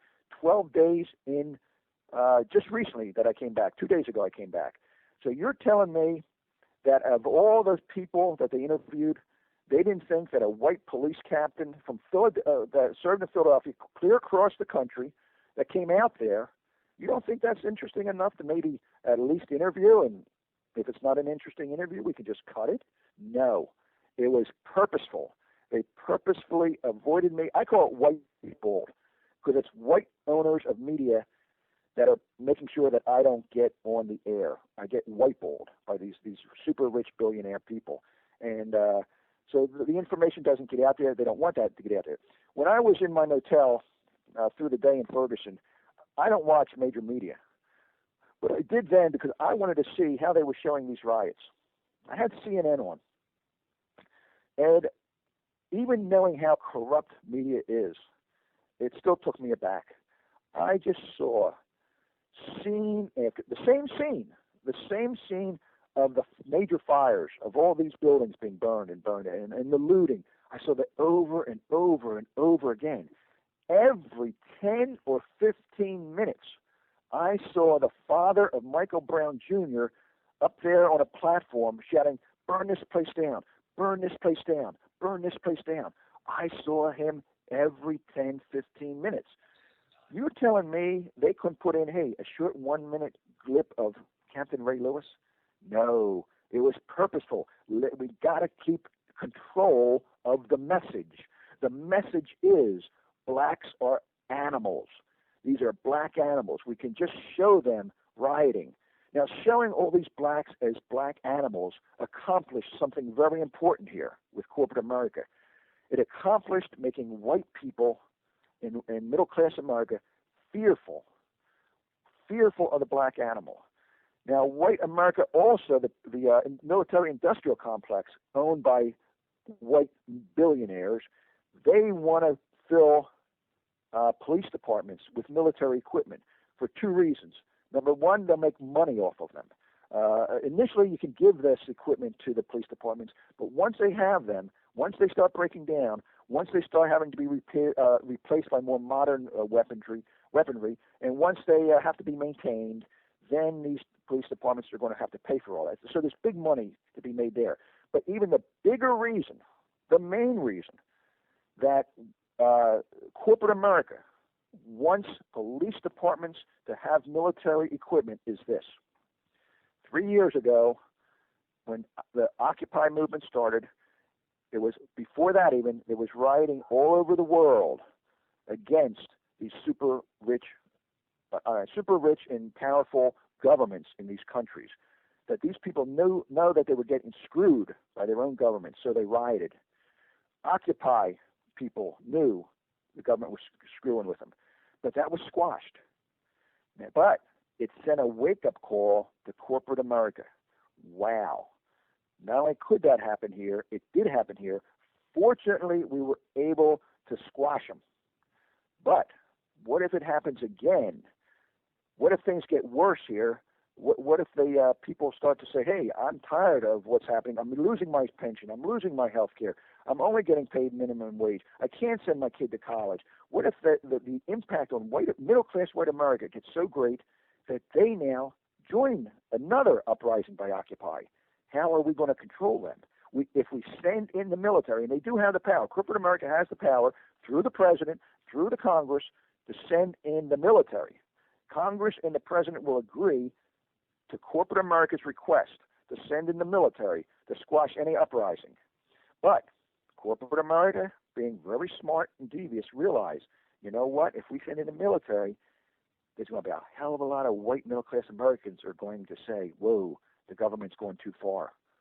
I resent this. I will not allow the government to send in military equipment to my neighborhood. So what does corporate America do? They know that every town and across America, really, white America, values and respects their own police departments. If their own police departments get military equipment, they won't have a problem when their own police department uses military equipment.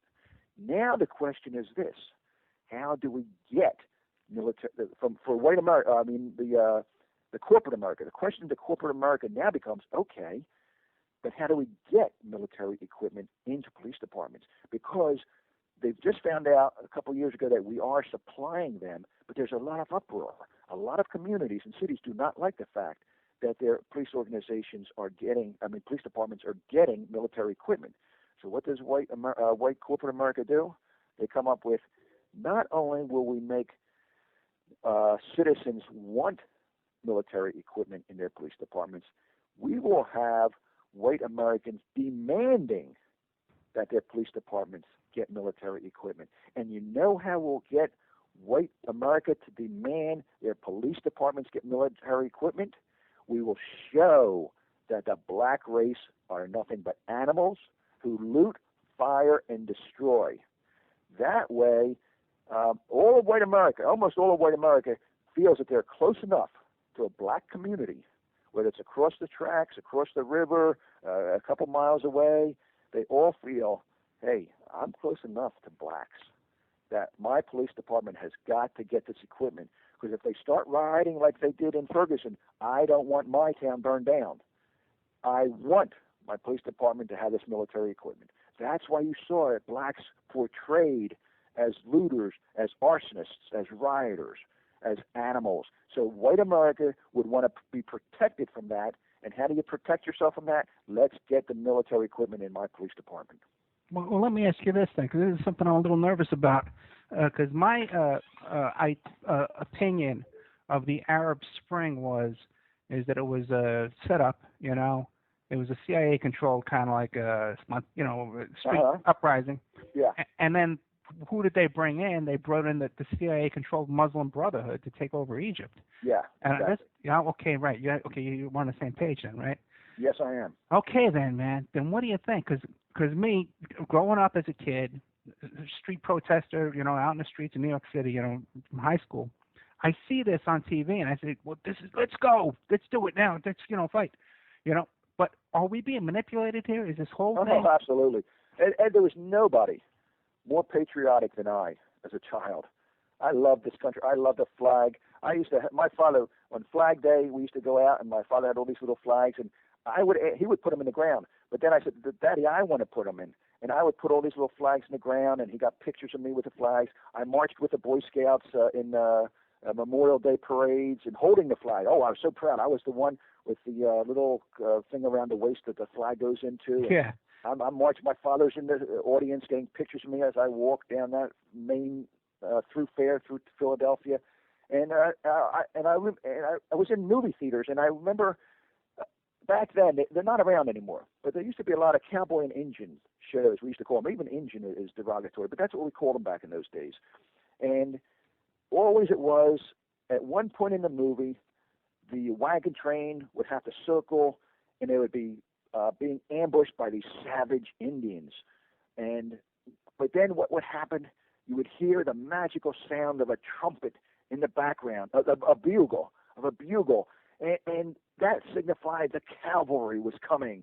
And then you saw all these horses in rows of two with all these beautiful-looking uniforms, blue with the gold buttons, and the great hats, and the flag, and it was coming, and they would slaughter the Indians, and they would kill the bad guys, and save the wagon train. And you know what we did in theaters when that happened? When we heard that bugle, we stood up, and we cheered, and we clapped. Great, they're saving the good white people from the savage Indians. That was brainwashing. Those wagon trains were going out there and taking their land and slaughtering them. And but as you grow up, you realize more and more. That's why I said earlier, if you see the American flag burned, you'd realize that's the proper thing, because that American flag represents history that we have no knowledge of. There's a saying, history is written by those who take power. Now, do you think those that take power are going to write history that's detrimental to their cause? Of course not. They're going to write history that puts them in a good light. And when you tell me about the CIA, people, we have no idea. I can tell you right now, people have no idea of police departments. I won't go into specifics, but as I rose in rank, I had more dealings with city politicians. Yep. I had dealings with the FBI, not the CIA, but the FBI, and I realized, holy cow, people don't know about this. People do not know. And so anyway, so on that little scale that I was on, can you imagine the scale of the CIA? And when Reagan was in with Ali Northrop and all the illegal gun sales, all that kind of stuff. Iran-Contra, yeah. I've had those guys. By the way, hey, you know what? This Wednesday night on this show will be broadcast on Firehorse Radio. That's owned by Gene Chip Tatum, who was one of the Iran-Contra pilots. Oh, wow. Okay, man. Talk about irony. How about it's a small world, my friend. How about that? Well, wait, we got to take a break. We got to take a commercial. Because listen, I'm sort of a capitalist, okay? What am I going to do? We got to take a break and play some commercials. We'll be right back with Captain Ray Lewis. Fascinating stuff, man. I can't thank you enough for staying a little bit longer than you wanted to. Thank you so much. We'll be right back with Captain Ray Lewis. Don't forget, you can find his Facebook page by going to Captain Ray Lewis. That's the big one. And the other one, use his email address, which is captainraylewis@gmail.com. And we'll be right back after these messages. Thank you.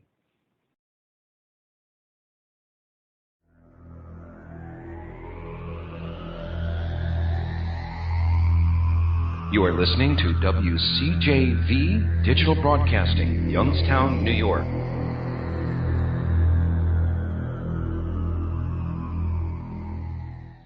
If you're looking for essential oils, stop by and check out Essentially Tammy on Facebook. She is Young Living Essential Oils Independent Distributor. These 100% therapeutic-grade oils help support the body's natural functions. You can click on her website, posted on Essentially Tammy, that's T-A-M-I, to see the current deals and check out the benefits of oils such as frankincense, joy, valor, lemon, thieves, panaway, and many more. Email Jocko Tammy, that's Jocatami, @yahoo.com, or call 352-239-8546. That's 352-239-8546. Hey, don't forget good old Amanda at Pacific West Bamboo. Pacific West Bamboo, 503-839-8126. You can reach her at demroots@oppermail.com. Pacific West Bamboo, your #1 source for timber, construction, and craft-grade bamboo poles, plants, products, and more. They specialize in eco-friendly reclaimed wood products for the home and garden. They're located in Portland, Oregon, servicing the Northwest for over 10 years. They can be reached at 503-839-8126. That's 503-839-8126. Her Facebook page is Pacific West Bamboo. They can and do ship nationwide, and they're currently getting a new line of bamboo flooring, veneers, and laminates made from Guadawa bamboo, one of the world's strongest bamboos, grown and produced and manufactured in Central America using only economically and environmentally friendly practices and standards. Good old Mike Gray at infinityhomeplans.com. Check out Infinity Home Plans and Design Services, your resource for 3D and 2D draftsman services. They offer a multitude of products, including stock home plans, 2D digital drawings, 3D models, renderings, and more. That's infinityhomeplans.com. Hey, don't forget emailrevealer.com. That's my website, emailrevealer.com. And we offer all different kinds of services. Current place of employment locate. Let's say you're trying to locate where your ex-husband or your ex-wife is working so you can collect on child support. You contact us, we can locate their place of employment for you and help you collect on that child support. Let's say you think that your husband or your wife is cheating on you. Give us their email address and we can trace it back to online dating websites and dating services. So we have a multitude of services on emailrevealer.com. Hey, don't forget the New World Mexican Women. Okay, now just Google New World Mexican Women. You can find their book where they first describe their love letters to their men and their sons and their uncles and their brothers who have traveled from South America to North America to work as migrant workers. But the women down in this town there in Guerrero, Mexico, they want their men to come back. So they've written these beautiful love letters, and they've put them all in this beautiful coffee table book. First, the letters are written in Spanish, handwritten. You can see pictures of the people writing the books. And then it comes on after that, and it's typewritten in English. And then also, too, the second half of the book is teaching you how to make authentic Mexican jewelry from these New World Mexican women. You can find their book on lulu.com. It's only $19, or you can download the digital edition for free. That's New World Mexican Women, and it's a two-part book where first part is the love letters, and the second part is the making the handmade jewelry, the authentic Mexican jewelry. But you can also contact them, too, as well, if you want to get a deal on wholesale jewelry from Mexico, from these women.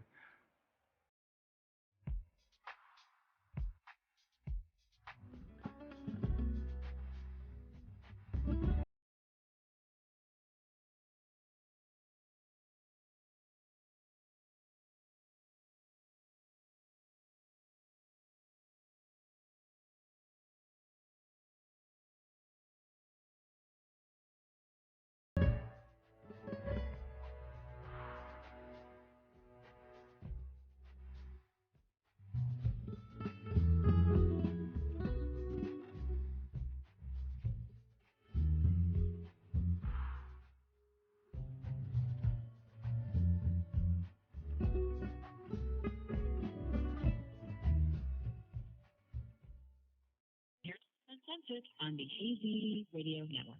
Okay, welcome back to the Opperman Report. I'm your host, Private Investigator Ed Opperman, and we're here to, the show is brought to you by Audible.com. Go to audibletrial.com/Opperman Report. You go there, you sign up for free, get a free audio book, free blah, blah, blah, blah. There you go. Okay, now we're here with Captain Ray Lewis, really cool guy. Too bad people can't hear us during the break. I think they'd have more fun. No.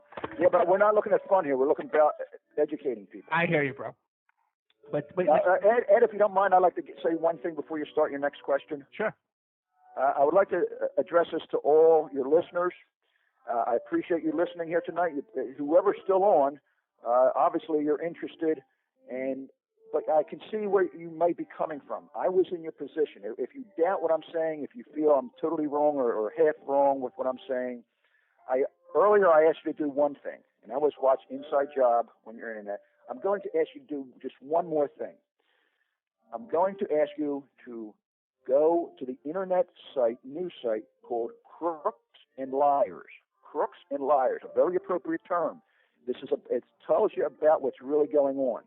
Once you get to that site, you can read all the different articles, because this is where I started. I started at an internet news site called Crooks and Liars, and from there, they have a lot of other sites that you can go to learn what's really going on. So continue watching your Fox News, continue watching your mainstream media, but please supplant that with alternative news media, and then, and only then, make up your mind as to what is really going on in this country. Thank you very much for doing that. Okay, Ed, go right ahead. Well, it's along the same lines, because we were talking about how I'm a little concerned that maybe this whole thing here is a big, giant Arab Spring to bring in some kind of military dictatorship, And so now, and here you got a guy. Did you run into Al Sharpton down there in Ferguson? No, I did not. I've known Al Sharpton for years. Okay. Back from go ahead. my Yippee days and stuff like that. And let me tell you, man, when I was a kid in high school, with all those big cases like the Howard Beach and stuff like that, I liked Al Sharpton, man. I looked up to him. I like him as a person. He's an interesting guy. He's a funny guy. Well, I didn't really follow him too much, but I did watch him. He came on CNN when I was down there, and since I never really followed him, I heard bits and pieces about him. I knew what he was about, but I was impressed with his intelligence. He's a very good speaker. He's an intelligent speaker. He spoke a long time without any notes. Definitely. And he never stumbled or anything. So he's an intelligent person, but that doesn't mean anything else other than he's an intelligent person necessarily. Go ahead, Ed. Well, he's been down there too to 9 Blicker Street. Okay. Was he? Okay. Oh, yeah. When we used to have the Rock Against Racism marches, Al Sharpton would come down. Good. Sure. So, but now the thing is, it came out later on, and you can go on smokinggun.com. They have all the FBI documents where he was working undercover for the FBI, carrying around a briefcase and recording really mostly mafia guys when he was doing the stuff with promoting the Michael Jackson tour and stuff like that. But he was working undercover for the FBI. Okay. Now, undercover for the FBI, that can mean two things. You said about the mafia. Getting information about the mafia and helping the FBI deal with the mafia is one thing. Getting information from protesting groups or activist groups is totally different. Now, how would you classify his information that he was giving to the FBI? Well, he was going around taping people, okay, and he was actually they used him to get indictments against the Francesi guys, all those guys there from Francesi. The guy who testified against his father. I don't know if you're familiar with that kind of stuff, but he was involved in one of the Michael Jackson tours. So anyway. Okay, I have to plead ignorance. That I know Michael Jackson. I've seen him on TV. But I don't know, what do you mean he was involved with the Michael Jackson tour? Oh, yeah, no, Al Sharpton promoted the Thriller tour for Michael Jackson. Not the Thriller tour, no, it was another one of the big tours. And okay. he was involved, too, in ticket scalping and all kind of stuff. Oh, yeah. Who? Al Sharpton was? Al Sharpton, yeah. Okay, now he was involved to get information about ticket scalping so he could hand it over to the authorities? Or was he actually involved in it? He was involved in ticket scalping. Okay. Oh, geez. And also, too, he was, there's this videotape of him, undercover videotape where he's wearing this cowboy hat and he's negotiating a coke deal and stuff like that. Oh, wow. Yeah. But the thing is, because now we see Al Sharpton, and it's all on Smoking Gun. You can find this, Also, too, his campaign, when he ran for president, there's a great article in the Village Voice that talks about, if you just Google Village Voice, Al Sharpton, GOP, because the Republican Party financed his campaign for president. Oh, I don't doubt it, to split the vote. Right. And you know who was behind it with these old Watergate dirty tricksters, like really old-time famous guys that were really insiders. Oh, yeah. They're so involved in things, but you never know. You never know their names. Yeah. They're so secretive and so rich and whatnot. You don't even know about these schemes. Well, it's a really good article, series of articles in the Village Voice, because they even talk about he's staying in a suite, $10,000 a night suite. And Al Sharpton never paid his taxes, he never paid his rent. Right. I think something like that, yeah. Yeah, there's a lot of stuff. So now here we have Al Sharpton, who's supposed to be helping us here to get justice for these people like Mike Brown and Eric Garner. And what he's telling us is, we need to bring in the federal government. We need to bring the feds in. Now, what do you think? Can we trust that? Like I said before, it's a sad commentary, but I would not. There's nothing anyone could tell me. I don't care how outrageous about the government. Yeah. That I would not say, you know what, that might be right.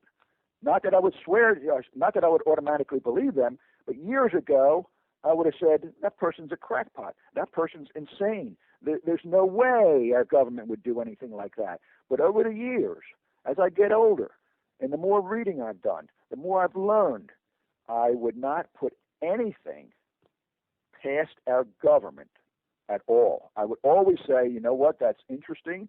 It's crazy. It's bizarre, but it's still possible by our government. And keep in mind, when I say our government, that's synonymous with corporate America. They're one and the same. The politicians are only they're the face. Politicians are the face of corporate America. They're the talking face of corporate America. So, Ed, nothing is bizarre to me that I could not possibly believe. Now, what about, because people are asking in chat about, because now this book you were talking about, not the book, the movie you were talking about, the documentary called Inside Job. Inside Job. Now, you're saying that's not a 9/11. No. What do you think about 9/11, though? What do you think about that? Oh, see, that's another thing. Now, I don't believe our government at all about 9/11. And I know a lot of people say, oh, you're a conspiracy nut if you don't believe the whole story from top to bottom that our government gave us. Why, Captain Lewis, there was even a commission set up to study it. Yeah. And the commission said it went down like the government told us. You can't doubt the commission. First of all, I've been reading. I did not have to read anything about 9/11 of people finding fault with the investigation of this and that did not add up, without still saying, I don't fully believe our government. But even now, since I've done a lot of reading about 9/11, I certainly believe it was not as expressed to us. Oh, yeah. Well, anybody would say that. And you can call me a conspiracy nut. Oh, no, people are still, even some progressives are calling people conspiracy nuts if you think there was a lot more to the 9/11. But no, that's why I hate it. I wish the fact that they did not name that documentary 9/11 about the financial collapse. I actually had to change my sign. The one sign, Ed, that I used a lot of different signs. My very first sign was NYPD. You know what? My phone just beeped. I'm going to have to get on a different phone here. I'm holding a portable, and I'm going to have to get on a landline because this is going to go dead. Hold on 1 second. Okay, I'll just talk a little bit. Okay, we got with us tonight Captain Ray Lewis. All kinds of great stuff coming up next week. We got Catherine McDonald, who's the wife of Jeffrey McDonald. You back, brother? No, hold on. Okay, the wife of Jeffrey McDonald. That whole big story back. Okay. There you go. We're back with Captain Ray Lewis. Yeah. Okay. The thing, I started out with several different signs. My very first sign was NYPD. Don't be Wall Street mercenaries. Okay. But I played with several, but I decided, you know what? Let me introduce people to what got me involved in this Occupy movement. And I thought, I will have a sign about Inside Job. And so I had a big white cardboard sign. I had like the biggest sign down there that people were holding. And it said, to understand us, watch Inside Job. And because, people really didn't know what we were about. And but I said to myself, I know they will know what we're about after they watch Inside Job. So that's what I had. But so many people thought it was about the 9/11 towers, and so they didn't really get it. So I had to add to my sign, not about the towers. It's about the economic collapse of 2008. And once you watch that, you will, because Occupy's main thing was against corporate America. And corporate America was behind that whole crash. Willingly and knowingly, they stole from the people financially in their investments and whatnot. And so that's why I want people to watch that, because they will understand what the Occupy movement was about. It is not about 9/11. It is about the financial collapse of 2008 and how the government and corporate America, banks, mortgage houses, financial institutions were in cahoots with that collapse. Yeah, and I saw that coming too, man. Because we had a big real estate boom here in Las Vegas. You sure did. Yeah, and I said, hey guys, man, because in Staten Island, the same thing happened to me in the '80s. I was investing in real estate in Staten Island, and the bottom fell out. And I was trying to tell people, nah, it can happen. Yeah. You gotta watch what you're doing here because it can happen. Okay, now what about Eric Garner, man? What do you think about this going on here in Staten Island? Okay, here's a problem with that, and the same problem that existed with Officer Wilson. You don't have a professional approach to people. Everything that happened at Gardner was because Officer Wilson did not talk to these people right in the beginning.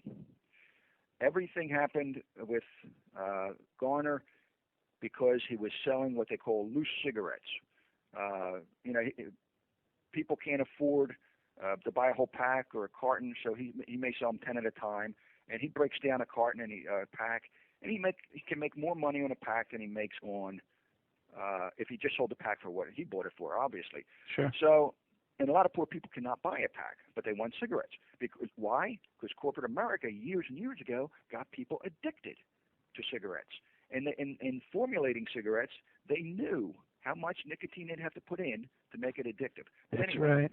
So the death of him started when these officers approached and for selling, and I don't know if he was, but he let's say quite possibly was selling loose cigarettes.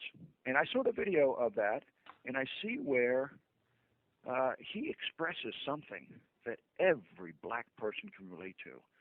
He expresses, man, you're always bothering me. You're always bothering me. Stop bothering. Stop harassing me. Every black person can relate to that. You know, there's a big thing about New York City having what they call a stop and frisk. Yep. Stop and frisk. End stop and frisk. Cannot have any this is something that is a new tactic instituted by Commissioner Ray Kelly. We want it gotten rid of. I got news for you. Every police department, everyone in the smallest towns of the biggest cities had, quote, a stop and frisk ever for years and years and years. I mean, well, now in Philadelphia, they call it different things, though. In Philadelphia, we called it a PED stop. PED being short for pedestrian. And so you just got out of your car, you stopped anybody, and you patted them down. Not only did you pat them down, you could search them. You could go in there. All of this was illegal. City police have so much authority because who's going to arrest a policeman? Right. You can't complain. There's nobody going to arrest a policeman. Their power is absolute. So the whole thing so anyway, they can hassle people. They can arrest people, even though they don't have anything, just to get him in there and hope he confesses to something. And what happened with the Garner case is they confronted him. He was tired of being harassed. He did not want to be. He reached his end, just like Michael Brown Jr. reached his end when he was probably vulgarly told to get his black ASS up on the sidewalk. And he was tired of that, so he might well have said, screw you. He was tired of that. They reached their point. Garner reached his point. He's not going to have these officers grab him, touch him, and arrest him. So you have a situation where what happened here? He was selling illegal cigarettes. Come on. That is something that you don't have something better to do with your time? Let's get real here. Well, you know what? He wasn't even selling illegal. He'd been arrested 30 times previously for cigarettes, which is unbelievable to begin with. But that's the reason why the cops showed up that day was because there was a fight. He had broken up a fight across the street. Yes. Okay. So I don't see. That's it. I don't even know what to believe. Hey, did you see the whole tape, the whole videotape? Yeah, I saw him choking him and on the ground saying, "I can't breathe." Oh my God! Did you see the other 10 minutes where he's lying on the ground for 10 minutes? No, I did not. Oh well, listen. There's a whole. Not even take. See that boggles my mind. If one thing is one of many things that's drummed into a police officer is get an injured person or somebody who is injured due to your actions, get them emergency help. Get them to a hospital. The fact that you're telling me what you just told me, I was not aware of. That makes this even more egregious. Yeah, it's horrific. When you watch there's a 10-minute version that's on YouTube that's horrific. And there's a sergeant there, too, a black sergeant who's standing there. The guy's, he's huge, 300 pounds, handcuffed behind his back. First they're rolling him around. He's on his chest, he's on his back. They're rolling. Then EMS comes, not EMS, EMTs come, and they're feeling his neck, and they're not even, doing anything. Not even mouth to mouth. No. And you have, by the way, you have plastic equipment Yeah. that you can do mouth to mouth with anybody and not worry about getting any transmittable disease. You got to watch the 10 minutes. It's just horrific, man, to watch that. But getting back, because now I'm 53 years old. I'm 52 years old. You're a baby yet. I am a baby. I got you by 10 years. Oh, God bless you, man. Okay. But the thing is, man, now when I was 18 years old in Staten Island, it was a cop town, and we would have cake parties and stuff like that in the woods. We'd smoke pot in the woods. The cops would come and break it up, and they would break it up. And grab your keg. Right. They'd steal our pot, steal a cake, but they'd also smack us, and they'd beat us up. We'd fight with the cops. We would fight with the cops without fear that we were going to get shot. It wasn't even in the equation. Yeah. It was so far out of mind right. that it wasn't even thought of. Right. And now it's the first thing they'll do. Right. Now, because they got these cops all hopped up on steroids and stuff like that. What is it? No, not at all. There are a few cops on steroids, absolutely. And that's another thing that's got to be watched. You see a cop getting too big, too fast, you better send him. You can order a cop to get a medical. And that would definitely be a sign of steroid use. And we all know that it's called steroid rage because you really get aggressive. And forget the fact that it's bad it supposedly shrivels your testicles. That you're not concerned about because that's not going to affect the public. But you are affected with his anger and the rage that he may experience. So, but that's not the reason. That's not at all the reason for what you're seeing with police officers. Only maybe a few of them. Well, we're down to the last 5 minutes, okay? We're going to be dropping most of our stations. We'll be staying on with CJ Mars for another 2 hours. We have Mike Bluehair calling in. We have my producer, Keith Davis, calling in. And Bob from Portland from the police. You feel like hanging out and taking some calls? Go right ahead, Ed. It's your show. You want to stay? Yeah. For how long are you talking about? We go on for another 2 hours, bro. Oh, God. I'll take – listen, one thing I respect your audience. Yeah. Anybody that is still listening to me, I respect. This is the longest interview I have ever given, 2 hours. But I will stay on, but I just want your audience to know that when I say, hey, I've had enough. No. Don't beat yourself up. There's no pressure. It's really – Yeah, I don't want them to feel that I'm disrespecting them by cutting it short. Don't worry about it. We'll go till I tell you, this is enough. When I start hearing you snoring – catch you up. We're on with we're going to drop off most of the stations we're on. Tonight we're on like 7 stations. So we're going to drop Hazy Radio. I want to thank Clarissa too for chipping in at the last second and helping us out on Hazy Radio. We're going to drop them. We're going to be dropping Awake Radio, US, UK, Shazaz, and 1800. But we're going to be on CJ Mars for another couple hours.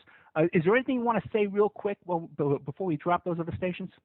Yes, I want to remind everybody, I've said it before, but just in case you tuned in late, watch the documentary Inside Job about financial collapse of 2008 and go to the news site on the internet called Crooks and Liars, and you have a clear understanding of what I'm about. They give you information other than what you're going to get on Fox News and major media. Thanks, Ed. Yeah, forget Fox News, man. All my guys know to forget that. But you can find Captain Ray Lewis on Facebook. That's where he likes you to find him. And he's really active on there, too. He's talking all the time. And then to find the Ray Lewis page, which even I couldn't find, go to CaptainRayLewis@gmail.com. You go there, and that's how you'll find his Ray Lewis page. And the movie he's promoting is Inside Job. He has no financial interest in it or anything like that, but he's a fan of it. And you can find that at filmsforaction.org. Okay, so we've had with us tonight Captain Ray Lewis, man, really cool guy. Oh, we got a question here in the chat room. Ed used to be a pothead. Ha, ha, ha. Yeah, that's right, bro. I was. Okay. I haven't smoked pot about 25, 30 years, but I was, man. Okay. And then we're going to be taking some calls. We're going to have Mike Bluehair calling in, who's from Portland Film the Police. Keith Davis, my producer, he's going to be calling in. He got arrested along with Bob from Portland Film the Police, and also, too, with another guy who was an editor of a newspaper up there in Portland. I forget his name. I was hoping we can get a hold of him tonight as well. But all three of these journalists were arrested, along with 10 other people covering the Jesse Jackson rally up there in Portland Saturday night. So we're going to have all them coming on as well, and they have questions for Captain Ray Lewis and all that kind of great stuff. And let me see how much time we got left, guys.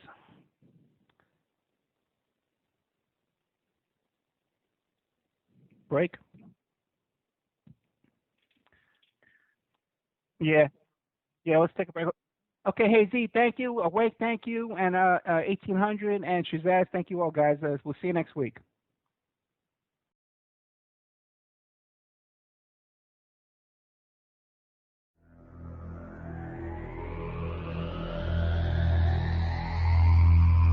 You are listening to WCJV Digital Broadcasting, Youngstown, New York.